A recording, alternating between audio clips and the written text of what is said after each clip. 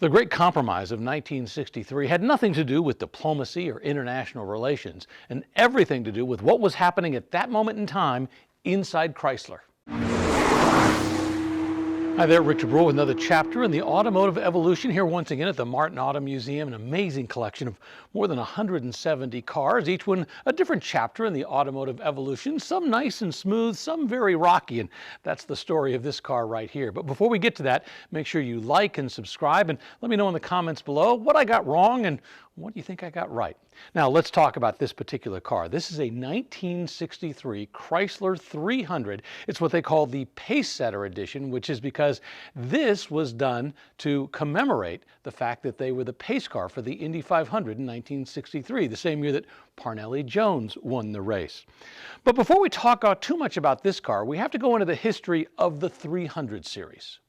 The concept behind the 300 series was to combine luxury and performance, and that's exactly what they did starting in 1955. The engine that powered that first 300, well, you know it today because it's a very famous name. It was a Hemi, hemispherical heads. Now later they switched to a wedge head, but in the beginning those Hemi heads provided a lot of power. In fact, that's how the car got its name. It's a 300 because in the beginning it produced 300 horsepower. And the car was very successful all over the place, not just on the showroom floor. It was successful in racing. They did well in NASCAR and on other circuits as well. Over time, they introduced what were called the letter series.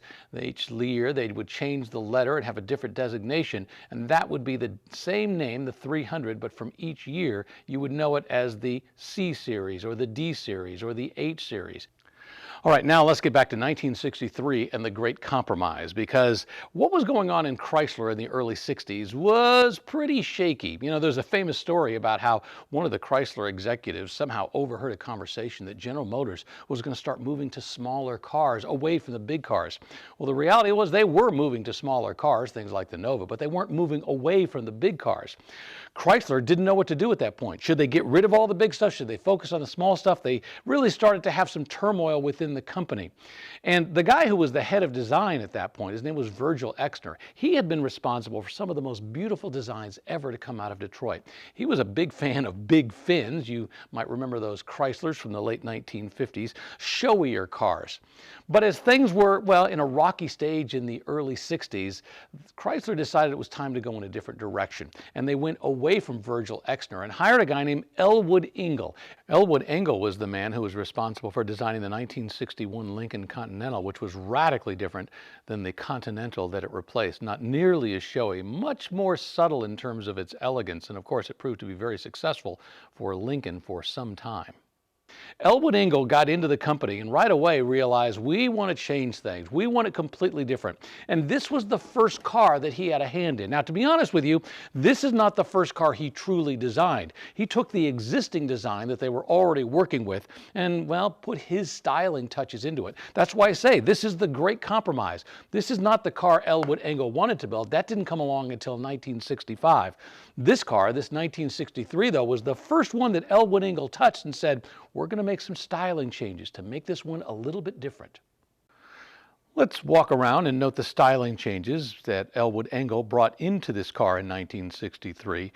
And it starts up front with the grille. For example, the shape of the grille in 1963 is very similar to what they had in 1962, but there's a pretty significant difference. In 1962, it had a rounded corner right here, more of an oval or ovalish kind of shape.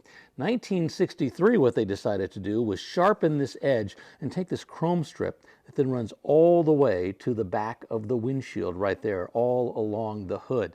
So it had a much sharper angled look to it. Another significant change was the headlights.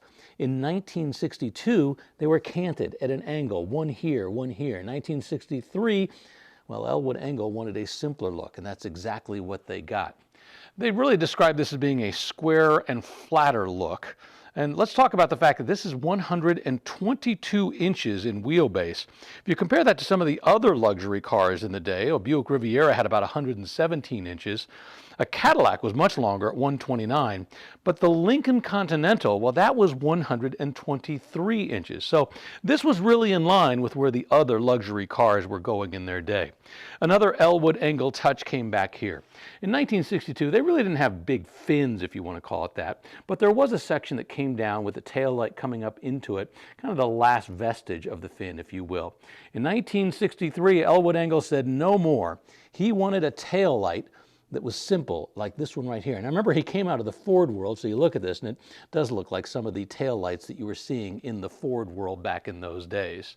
And of course, this is what they called the Pace Setter edition, made to commemorate the fact that they were the pace car for the Indy 500 back in 1963.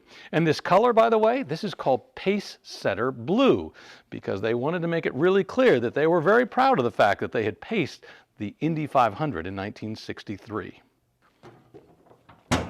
The advantage of combining luxury with performance was the fact that it was generally going to be a larger car, and as a result, you had more room to put something big in the engine compartment. And that's exactly what they were doing. In 1963, the original Pace Setter edition would have had a 413 cubic inch engine that was capable of 390 horsepower. They did that with a couple of Carter 4-barrel carburetors that they put on top. It was part of what they called the RB series of engines for Chrysler back in those days. It was not a Hemi, it was actually a wedge head. Hemispherical meant that it was simply domed like this, allowed the gases to swirl inside. They went to a wedge, which was slightly different configuration, still allowed some swirling. And of course, the wedge name was very famous in the early 60s with what they called the Max Wedge engine, the Max Wedge performance engines. This engine in this car here at the museum is actually a replacement engine that got put in at some point in time. Obviously something went wrong with the original engine. This is from a 1973 Chrysler product. This has 400 cubic inches, only a single 4-barrel carburetor on the top. It's also from what they call the B series of engines.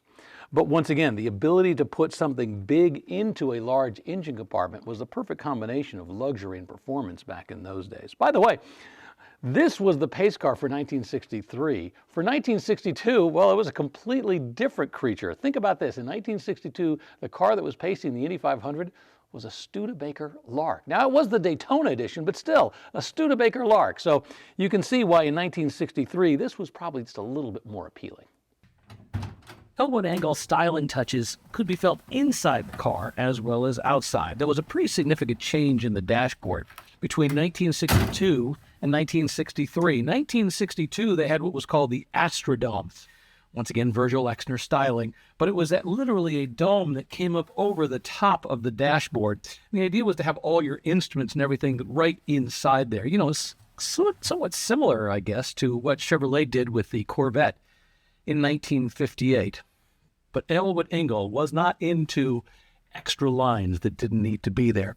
He wanted a flatter, smoother dash, which is exactly what you got in 1963.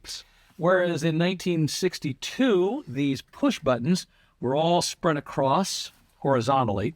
Now they're vertical. And this, by the way, is the transmission over here. This is how you would shift the gears with the push button transmission.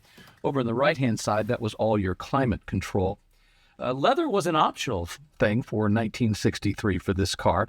And one of the cool things you got in the Pace Setter edition was you got this steering wheel that was just slightly squared off, not completely round, just something to make it look a little bit racier. One other cool thing that I like on this car is this right here, which says 300 stylized. So when you looked across on the passenger side or the passenger looked over here, you could see exactly what kind of car it was you were driving.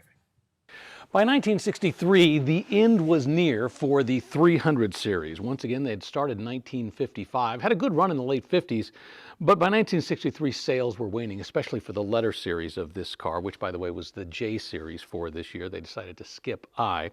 The regular 300 non-letter series sold a little bit better, as did the Pace Setter edition. While the first run of letter series of 300 cars came to an end in 1966, the 300 name did not. The non-letter cars initially carried on until 1971. They took a break, came back with a 300 package for the 1979 Chrysler Cordoba. The 300-letter cars came back as a model in 1999 with the 300M. Now, that ran for 5 years before what most people consider the modern generation of 300 cars appeared. Those ran all the way up to 2024 in various evolutions. So we never know. Will the 300 name appear once again? Possible. In fact, I would probably say probable. We'll just have to wait and see what happens. But in its day, in the late 50s, it had a great run. And for 1963, this compromise of a car from a design perspective was still enough fun that it was out there pacing the Indy 500 in 1963.